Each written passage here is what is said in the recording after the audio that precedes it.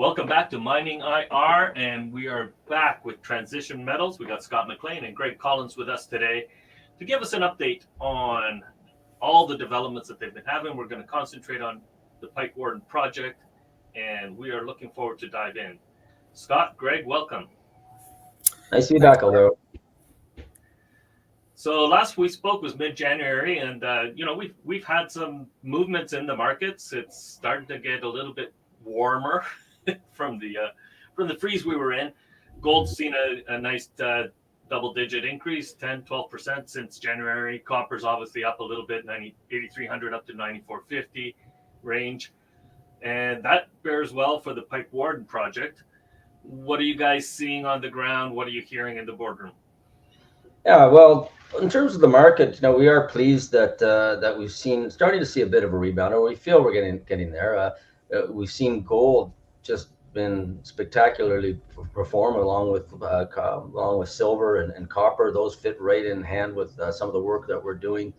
One of the key things that we're starting to see more volumes, more liquidity in some of the junior stocks. It's allowing us to, in some cases, liquidate some of our positions, but in other cases, really get some more energy into our stock. And if you noticed over the last couple of weeks, Alvaro, our stock price is improving, and there's healthy volumes there, allowing the market to trade effectively in that space. In terms of our business, we have seen a bit of a shift in the model that we run. We generally look to bring partners in and help us with projects. And in the past, we've really sourced a lot of partners from the junior sectors that are pretty well dried up their treasuries these days and starting to rekindle those. As a result, we've looked at advancing projects with more mid-tier and larger companies if we can and source them. And to that measure, we are starting to really focus on projects and making investments ourselves and taking the projects a little bit further, de-risking them a little bit more, creating a larger database where a larger company can come in and take a good bite out of a project. And that really plays into what we're going to talk about a lot today, our Pike Warden project, where we think we've got a tiger by the tail. It's early stage exploration, but it's got all the metrics of being something very large, and we're continuing to invest in it. Every time we go out to do something on that project, it increases our excitement, whether it's geology work, geophysical work as well. And now we're really looking at taking it to the next level with some more geophysics this summer and hopefully some drilling later in the year. Excellent. Before we dive into the Pike Warden project, why don't we talk a little bit, because we touched on this in January and it was just starting to happen for you guys, and that is the growth of your team. You've had some excitement changes there as well. Yeah, so we've been recognizing we got to start building up the team a little bit. We did have two directors retire a couple of years ago, and we wanted to take our time in replacing them. And now we're really excited to have brought Jordan Black, a young budding CEO.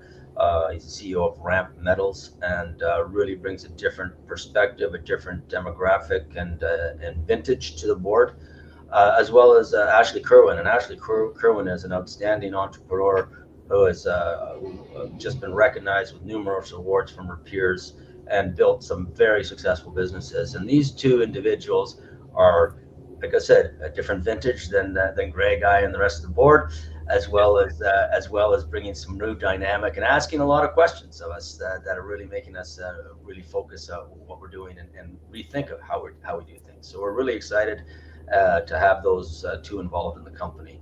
In terms of the team continues to be consistent with Greg and myself. Tom Hart, we have a great young senior geologist in Ben Williams, and Sarah Reese, our youngest project geologist, is really kind of impressing us. So we're really gelling a good team to move forward as the energy comes back into the junior sector. I've had an opportunity to meet with them both, and they seem to gel really well together and work really excellent and do some excellent work together. So that's awesome to see. Let's talk a little bit before we get into the specifics of the Pike Warden project. Let's talk about Yukon, where you guys are situated there, and outside of the financial support that you've received from the Yukon territory since, give us an idea of just the general sentiment of the government towards mining as it stands right now. Yeah. It's one of the bright spots on the Canadian landscape. I think the Yukon does generate some excitement, and that's because there is good government support and good welcoming environment for companies coming up there. Not only that, they've got some outstanding geology and extending opportunities. For example, our Pike Warden project is a large a porphyry copper epithermal system, is what we think, and it's huge, and it's never really been recognized before. So it is elephant country, great geology, very welcoming government, and yeah, we've been able to take advantage of some of the opportunities to get funding from the Yukon each year. I think the last 3 years, I think we've received matching funding to the total of $50,000, and that's very helpful for a small company like us going into a new jurisdiction, to have a little bit of extra buffer to do a little bit more work, and sometimes a fairly quick trip. So it's been a really nice place for us to enter into and join the people, and join the geology, and join the government support that we're getting up there. Yeah. Greg, give me an idea, just for the viewers that don't know the Pike Warden project and where it's situated. Give us an idea of geographically where it's at, and a little bit more about the actual geology in that area. Sure. Well, the project is located right on the border, really, the southern border of Yukon and BC, very close to the Alaskan area, the highway down to Skagway. It's actually, for a large territory, Yukon's got a small population. We're located quite close. We're only about 65 kilometers southwest of Whitehorse, which is the seat focus of the government geologists and the different support industries that are there, commercial airports, international airports. So getting to and from the area and getting the support we need, makes it an actually fairly easily accessible part of a vast territory that sometimes is a bit more challenging depending on where you are. What's at well, let's get a little bit more into the technical aspects. What is that? How's that translated into the work that you guys have been doing there? Obviously, there's a lot more ease of access. I know that you guys did the XTM recently. What is that like in terms of logistics? Well, logistics are helpful. Like, again, being so close to the center of Whitehorse, it's quite easy for us to access the property. We don't have road network really to any part of the property, but we're quite close. So we can easily drive in truck 10 kilometers from where the areas where we're working, get easy access to helicopter support, that kind of stuff. So operationally, it's an easy program to access and work through the field season. And that's really allowed us over the last couple of years to pull together, I think, some pretty impressive data sets over an interesting and forgotten corner in the Cordilleran. And can you elaborate a little bit about the impact of the recent high-grade polymetallic discoveries that you've had at Pike Warden? Well, this is the thing. We've been trying to assess that for the last couple of years. What drew us to the property initially was the collection of these high-grade precious metals, gold and silver occurrences, in an area that previously hadn't been looked at. And when we started to look at the property, we kept seeing indications, in the background of this, of something more, indications that looked consistent with, perhaps an underlying porphyry system.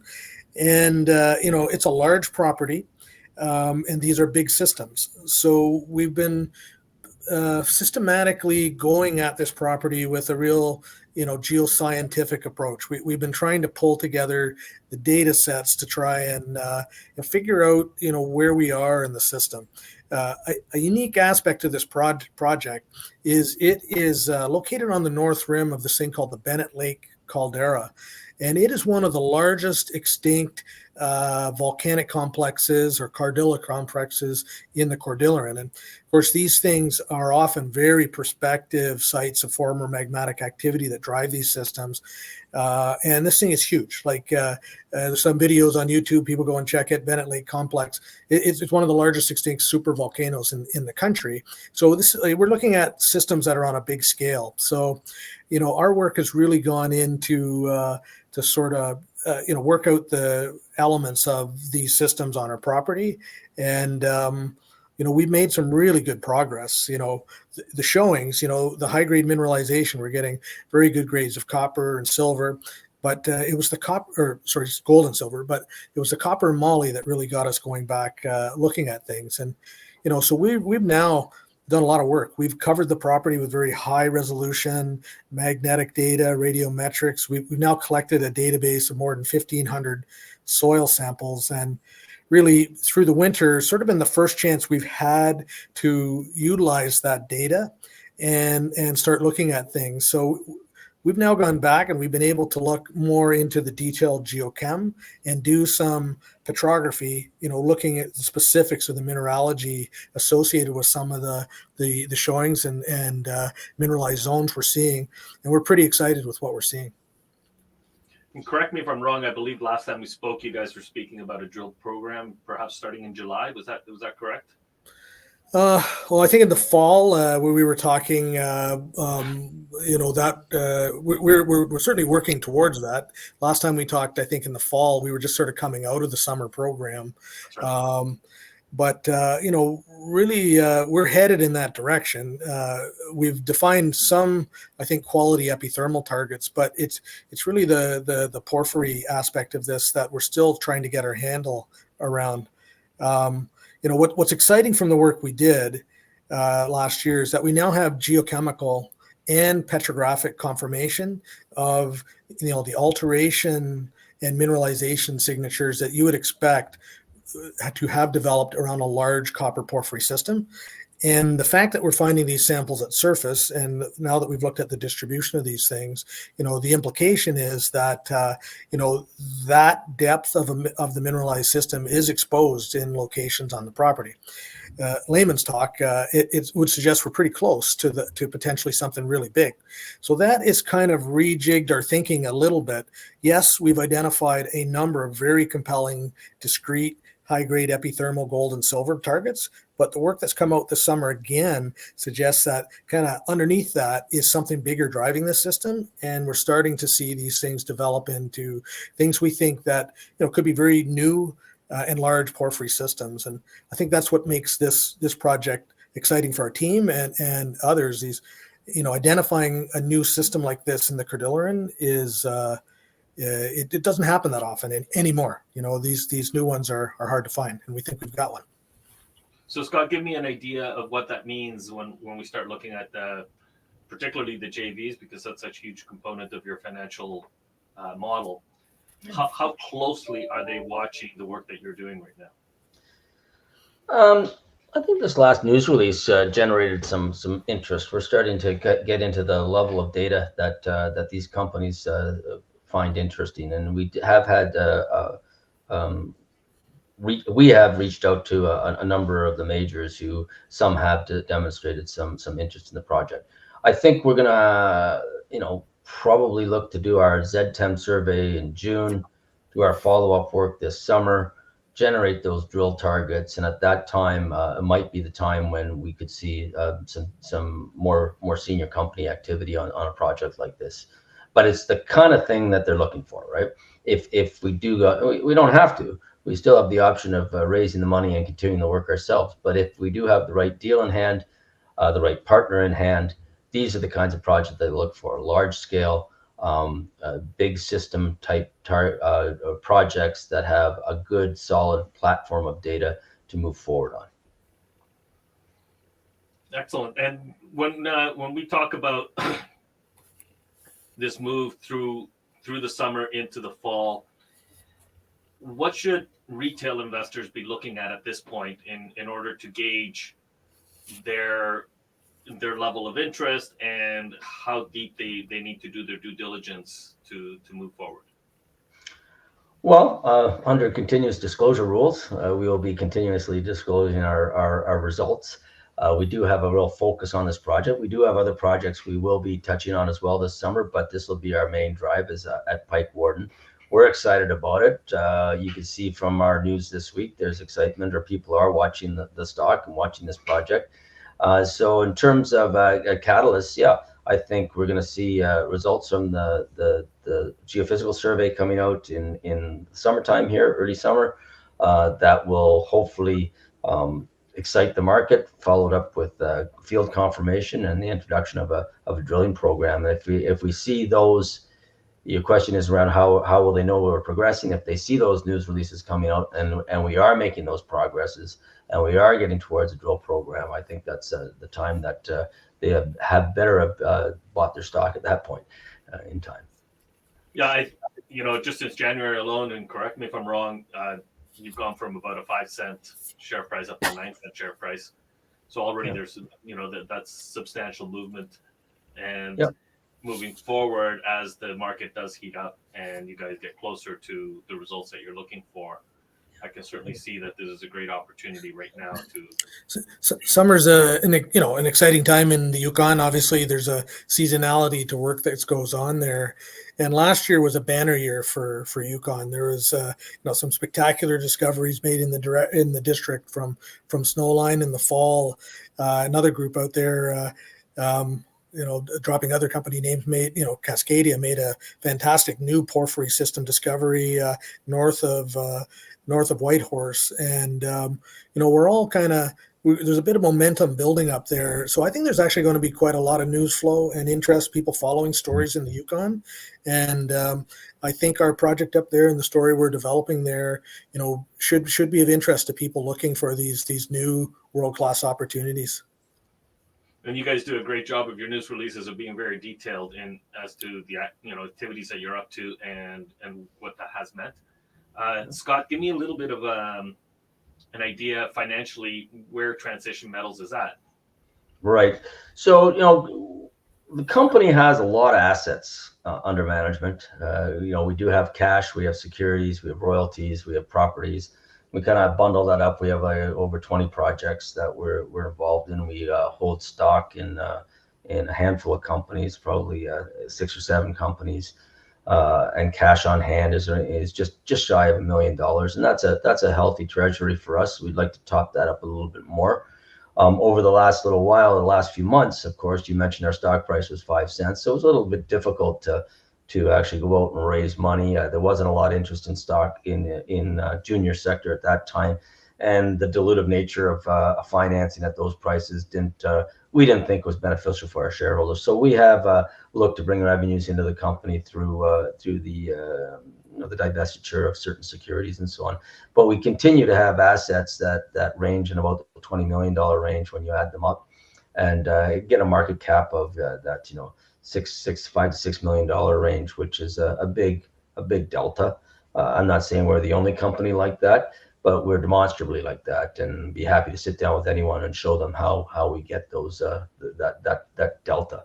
So relying on one project is not necessary for us. We have a number of projects, but we are really excited about the Pipe Warden opportunity, and we think that's going to help move the stock price up to a healthy level where we can refinance the company sometime later this year. Excellent. And Greg, any last words you want to give about the Pipe Warden project or any of the other 20, but primarily we've been focusing on the Pipe Warden.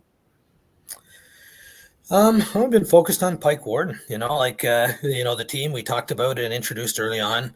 We've been encouraged every time we go out there. We come back with more encouragement. So we're pretty darn excited to get back out there in the field again this summer, and quite kind of pleased to see how this data we've been collecting over there is starting to come together in a compelling fashion. So we got a good feeling in our bones as we head into the field this season. Excellent.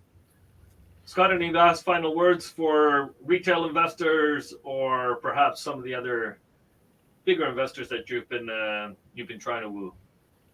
Oh, transition, we always, we're the salesman on this side of the screen, but it is a well-run company, and that's a testament to a couple guys in front of you here, but also a very strong and engaged board. We rarely ever in a fiscally difficult position, as many of our peers have been. We're diverse, we are nimble, and we are good scientists. And our main drive and our vision of this company is to have a world-class discovery. We have a lot of other components of the company that help build us towards that end game. But that's what we're focused on. We want to be, Greg and I want to be standing up there saying we were involved in another world-class discovery, and those are those big system deposits that we're working on. So it's a great opportunity. Stock price is low. Happy to take a call or email from anyone who would like to kind of learn a little bit more in detail. Our doors are always open, and we hope to really see some positive growth over the next few weeks here. Well, thank you very much, gentlemen. Greg, Scott, such a pleasure to catch up with you again. And we're looking forward to the next one as the summer disappears into the fall. We're looking forward to some more exciting news, not just about Pike, but perhaps some of the other properties as well. Thank you very much. Yeah. Thank All you, right. Alvaro. Thanks. Bye now.